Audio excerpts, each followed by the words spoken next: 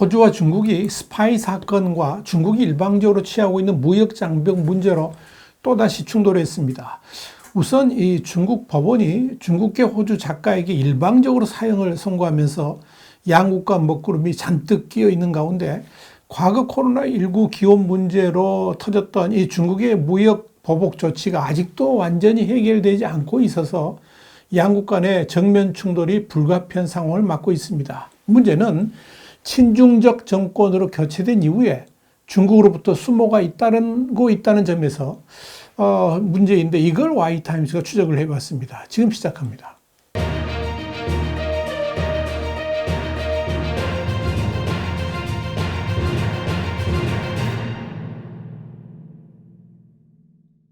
홍콩의 사우스차이나 모닝포스트는 13일 중국이 호주 작가인 양흥진에게 스파이 혐의를 적용해서 사형 집행유예를 선고한 사건과 지난 코로나19 기업 문제로 양국 간 충돌이 벌어졌을 때 중국 당국이 일방적으로 와인, 랍스터, 육류에 대한 수입 규제를 실시한 후에 아직까지 제재를 해제하지 않고 있는 문제가 겹치면서 양국 간의 엄중한 교섭이 벌어질 것으로 보인다. 이렇게 보도를 했습니다.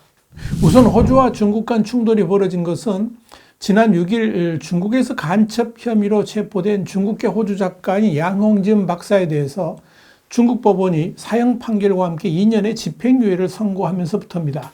호주 당국은 그동안에 양국 관계가 해빙 관계로 돌아섰다고 판단하고 있었는데 중국 당국이 사실상 도발에 가까운 조치를 취하면서 양국 관계가 다시 얼어붙은 겁니다.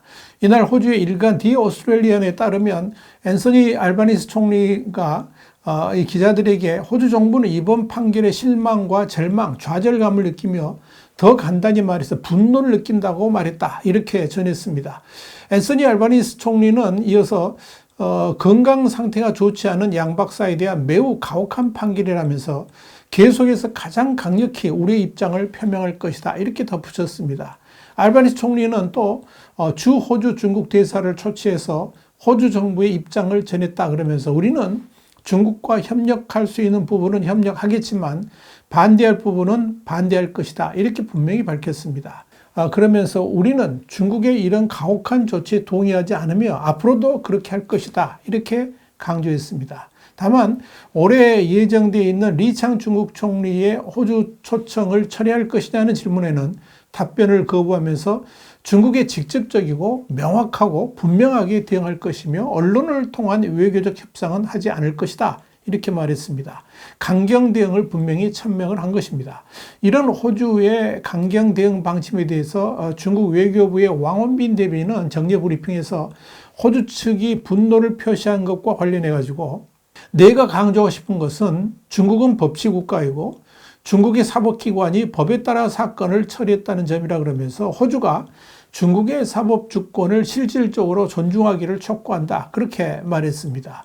다만 중국 당국이 이 양 박사에 대해서 사형 판결을 내리면서도 집행유예 기간을 2년 부여했다는 점에서 즉각적인 사형 집행 대신에 집행유예 시간이 지나면 무기징역으로 감형할 가능성은 충분히 있습니다. 국제법 전문가인 돈 로스웰 호주 국립대 교수는 중국에서는 사형 판결이 내려지면 곧바로 집행된다 그러면서 양 박사가 호주 국적자에서 그나마 집행유예 판결을 받은 것 같다 이렇게 풀이했습니다. 이어 그는 호주의 가장 큰 대응은 명확하고 일관된 외교라 그러면서 미국과 영국 같은 파트너들도 외교적 압력을 가할 수 있다라고 전망했습니다. 중요한 건 이번 양 박사에 대한 중국의 판결로 호주와 중국 간의 외교 관계가 다시 냉각될 가능성이 높다는 점입니다. 디 오스트레일리아는 사설을 통해서 이번 일은 중국 공산주의가 공정성과 법치라는 서구적 가치와 양립할 수 없다는 것을 극명하게 드러낸다라고 말을 했습니다. 특히 호주의 심기가 이렇게 불편한 것은 양 박사의 경력 때문입니다. 양 박사는 1965년 중국 후베이 성에서 태어나서 중국 외교부하고 국가안전부에서 일을 하다가 호주로 이주한 뒤에 2002년에 호주 시민이 됐습니다. 이후에 호주와 미국에 머물면서 스파이 소설 작가가 됐고 중국 민주화를 지지하는 정치평론가 그리고 활동가로도 일을 했습니다. 그러던 중에 2019년 1월 가족과 중국 광저우 공항에 갔다가 별다른 이유도 없이 돌연 체포가 됐고 지금까지 수감 중입니다. 그의 재판은 2021년 5월부터 열렸지만 모두 비공개로 진행이 됐습니다. 이런 측면에서 호주는 양 박사를 중국 측이 정치적인 이유로 무단 감금하고 억지 재판을 벌이고 있다고 판단하고 있는 것입니다. 그의 가족은 이 양 박사가 신장 한쪽에 큰 물혹이 발견되는 등 건강에 이상이 있지만 제대로 치료받지 못하고 있다고 주장하고 있어서 앞으로 양국 간의 이 문제를 두고 상당한 신경전을 벌일 것으로 보입니다. 문제는 중국이 이렇게 중국계 호주인을 무단 감금한 것이 이번이 처음 아니라는 겁니다. 지난 2020년에도 중국 태생의 호주 국적 앵커인 청레이에 대해서 지난 20년간 중국 중앙TV, CCTV에 잠복해서 간첩으로 활동하면서 호주와 미국을 위해 중요한 정보를 훔쳤다라고 주장했죠. 그러면서 CNBC 상하이 특파원으로 활동하던 그녀를 일방적으로 체포해서 간첩 혐의로 재판에 넘겼습니다. 특히 청레이 체포 직후인 2020년 9월 호주가 코로나19 바이러스의 기원 조사를 세계보건기구 WHO 측에 촉구한 게 갈등을 키웠습니다. 이 과정에서 청레이가 코로나19 발발 직후에 SNS에 남긴 기록들이 새삼 조명을 받았습니다. 한마디로 청레이가 중국의 코로나 기원서를 퍼뜨렸다라고 의심하면서 중국 당국이 일방적으로 사법 조치를 단행했던 겁니다. 그 후에 양국 간의 협상을 거쳐서 지난해 청레이는 석방되어 호주로 돌아왔고 이를 통해서 양국 간에는 다시 해빙 무드로 돌아선 겁니다. 이와 관련해서 자유아시아 방송은 지난 8일 양 박사에 대한 중국 당국의 일방적인 사법 처리를 언급하면서 이 중국 공산당이 인질 외교를 추진하기 위해서 인권을 유린하는 상습적인 관행을 펼치고 있다라고 강력하게 비판을 했습니다. 이 사건과 관련해서 휴먼 라이츠 워치의 아시아 국장인 일레인 피어스는 양 박사의 중형 선고는 호주와 중국 사이의 겉보기 우호적인 관계에도 불구하고 호주에 대한 중국 공산당의 인질 외교가 멈추지 않았다는 것을 보여줬다. 이렇게 상기시키면서 이렇게 국제적 관행도 전면 무시하는 중국과 비즈니스를 한다는 것 자체가 어불성설이다. 이렇게 직격탄을 날렸습니다. 호주와 중국 간에는 양 박사 문제뿐만 아니라 호주의 코로나 기원설로 인해서 벌어졌던 중국의 대호주 무역 제재 중에서 아직도 풀리지 않고 있는 것들이 있어서 이번 양 박사 사건을 계기로 다시 부각되고 있습니다.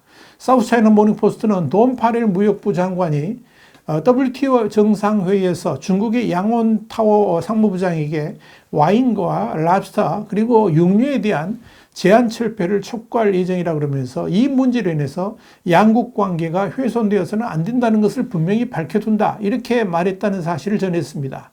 파렐 무역부 장관은 이어서 호주 정부는 호주의 대중국 수출에 영향을 미치는 나머지 모든 무역 장애물을 제거하도록 계속 압박하고 있다 그러면서 중국 측 카운터파트인 왕원터 부장이 장관급이죠. 이 왕원터 부장과 건설적인 대화를 계속할 수 있기를 기대한다. 이렇게 말했습니다. 아랍에미리트의 아부다비에서 열리는 WTO 회의는 2월 26일부터 29일까지 열립니다.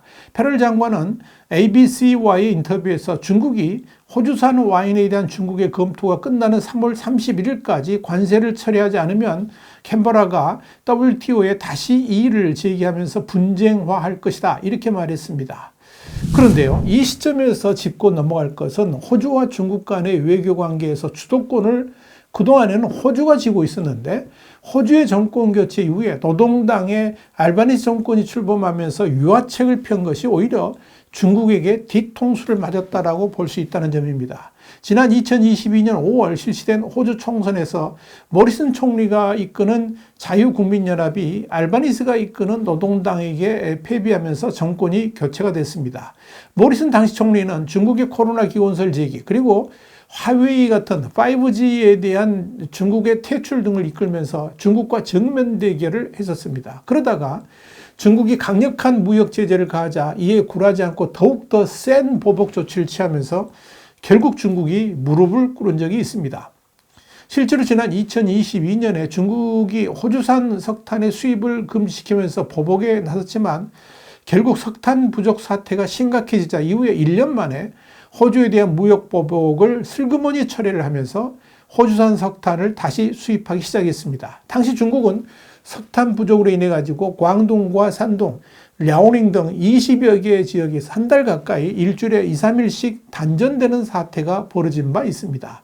이렇게 호주가 꿋꿋하게 버티면서 피해가 오히려 중국에게 되돌아오자 중국 당국은 슬그머니 호주의 화해 카드를 꺼내들었고, 호주의 정권 개최 이후에 모리슨 전 총리보다 훨씬 더 중국 친화적인 노동당의 알바니스 총리 정권과 관계 회복을 시도했던 겁니다. 결국 지난해 이 알바니스 총리가 호주 총리로는 7년 만에 베이징을 방문해서 시진핑 주석과 정상회담을 하면서 양국의 외교 관계는 완전히 회복되는 듯 싶었습니다. 그럼에도 중국은 과거 호주에 대해서 취했던 규제 일부를 아직도 남겨놓고 있었고, 또다시 양 박사를 인질 외교로 삼는 일까지 벌어진 겁니다. 특히 눈여겨볼 것은 모리슨 정권 시절 중국과 1대1로 참여와 함께 다인항에 대한 중국의 99년 임대 계약을 전면 취소하는 결정을 내렸지만, 알바니스 총리 집권 이후에 이를 번복하면서 원상복구했습니다.